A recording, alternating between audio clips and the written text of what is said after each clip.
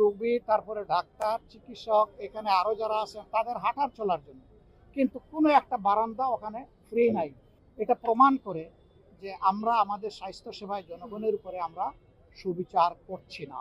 Dedicated bed সংখ্যা 1000, কিন্তু আমাকে হাসপাতালের সম্মানিত পরিচালক তিনি অবহিত করলেন যে আজকেও এখানে 3700 রোগী ভর্তি অবস্থায় সেবা নিচ্ছে। এবং আই ডু বিলিভ, বিকজ আমি যখন ইমার্জেন্সি দিয়ে ঢুকবো পাশেই দেখলাম যে মাটিতে শুয়ে আছে অনেকেই।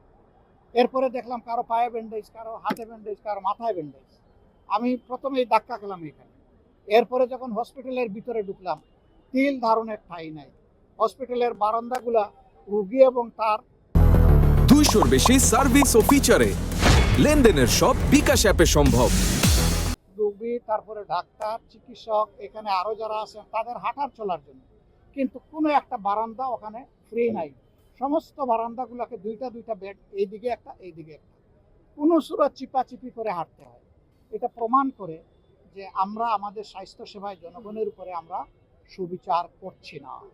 অথচ একটা সুস্থ সবল জাতি গঠনের জন্য জনস্বাস্থ্যর সুস্থতার কোনো বিকল্প নেই। আর এটা কোনো সরকারের দয়ার দান নয়, এটা নাগরিকদের প্রতি সরকারের কর্তব্য আর নাগরিকদের অধিকার এটা পাওয়া।